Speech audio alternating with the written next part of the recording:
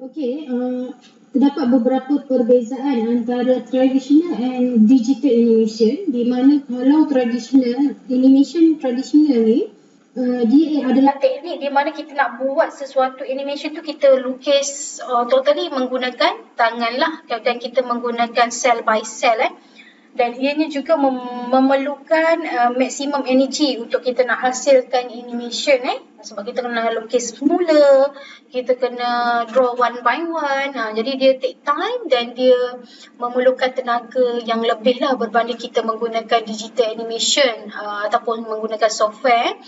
Dan dalam digital animation, ianya adalah seni dalam kita nak menghasilkan gambar, illusion, movement, image ni menggunakan komputer dan kita gunakan software. Berbanding dengan tradisional, kita menggunakan totally by hand lah, kita lukis Dan dalam digital animation ni, proses untuk kita nak hasilkan image tu ataupun kita nak hasilkan animation yang bergerak, animation movement ni biasanya totally kita akan dibantu menggunakan komputer dan juga certain software yang sesuai untuk kita nak develop animation element. Okay, contohnya Adobe Animate, Blender animation dan sebagainya. Okay, seterusnya adalah computer assist, di mana computer assist ni bantuan komputer lah, maksudnya komputer berbantukan komputer untuk kita nak hasilkan animation lah. Dan satu filem yang pertama yang menggunakan computer assist dalam penghasilan filem animation iaitu di bawah Disney, The Big Mouse Detective, yang ni korang boleh tengok lah dekat YouTube dia punya movie tersebut, di mana terhasil pada tahun 1986. Ini adalah filem pertama yang menggunakan totally computer assist lah, menggunakan komputer dan produce intermediaries ataupun image yang connect antara two identical inputs. Maksudnya dia combine antara real human dan juga ada elemen animation tambahan lah dalam movie tersebut.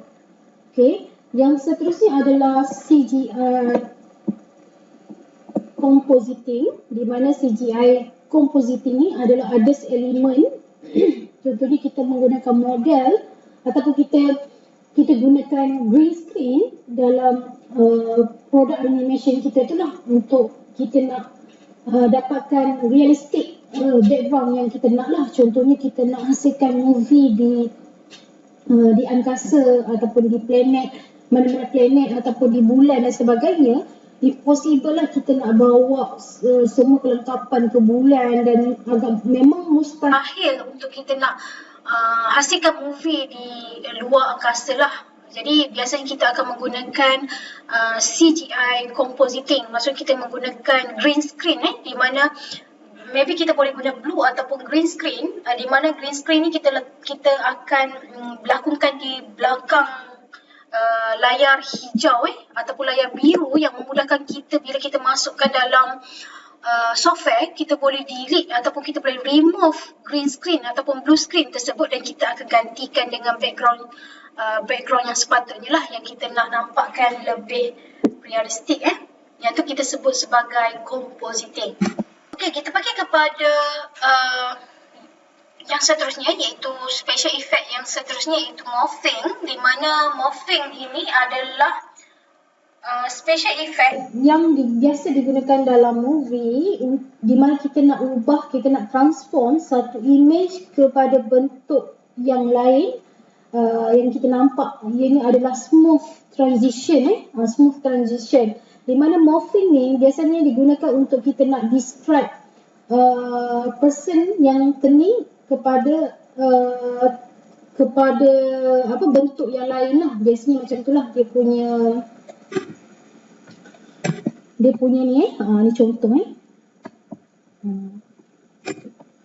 okey.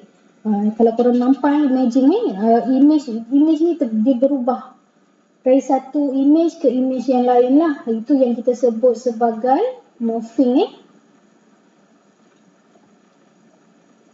Okey, special effect yang seterusnya yang kita boleh guna dalam kita nak menghasilkan produk animation iaitu warping, di mana warping ni adalah proses digital yang kita manipulate satu image tu kepada mana-mana shape yang dia boleh bentukkan lah. Okay.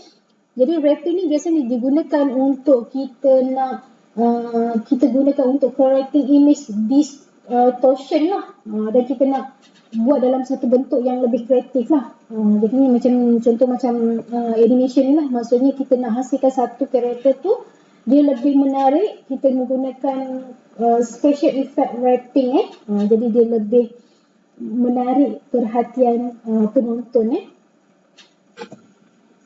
Okey, special effect yang seterusnya yang kita perlu consider dalam kita nak menghasilkan produk animation ni adalah cinematography, di mana cinematography ni adalah pergerakan gambaran digital yang kita hasilkan melalui komputer, di mana ianya kita nak menunjukkan perubahan dari satu scene ke scene yang lain dan memberi efek lah secara realistik ni. Dan contohnya biasanya cinematography ni dia dikaitkan dengan cara kita nak mainkan posisi ataupun kamera lensa yang kita gunalah, kamera and lens di mana dalam digital equivalentnya image digital film ni dia akan expose ataupun dia akan proses animation ni, dia akan masukkan juga elemen kesan cinematography lah, di mana kalau dia real kita berlakon, kita akan memberi peranan cinematography ni kepada fotografer ataupun yang akan record video lah, yang macam mana dia nak ambil kedudukan kamera, posisi dia, kita nak long shoot ke short shoot ke, kita nak ambil angle macam mana, itu adalah di bawah kategori cinematography. Okey, di mana cinematography ni terbahagi kepada kita nak tengok kategori framing, angle, shot size dan juga komposisi lah. Di mana kalau framing ni biasanya proses adegan tu kita aturkan kamera di mana ianya menutupkan ruang visual yang kita nak. Kita nak framekan ikut apa frame yang sepatutnya lah. Okey, yang seterusnya angle ni maksudnya sudut kita nak fokus dalam kita punya scene tu lah. Dan shot size ni how to take picture. Jadi korang dah belajar cara macam mana korang nak capture ataupun nak snap gambar dalam subjek audio video kan. Jadi dekat situlah korang boleh implementkan cara macam mana korang nak shoot dalam situasi kita nak hasilkan film animation ataupun produk animation lah yang lengkap. Dan komposisi ni adalah arrangement dalam kita nak menunjukkan elemen-elemen yang ada dalam satu scene. Contohnya color, objek, kita panggil sebagai simetri, tak simetri dan sebagainya. Okey, ini adalah types of shoot, di mana ada beberapa jenis type of shoot yang korang dah belajar dalam teknik korang nak ambil picture, ambil video dan sebagainya. Jadi teknik tersebut korang boleh implement dalam menghasilkan produk animation lah. Contohnya kalau korang nak hasilkan extreme long shoot, jadi situasi ni korang nak nampakkan keseluruhan situasi. Jadi lukisan yang korang kena hasilkan adalah macam ni lah.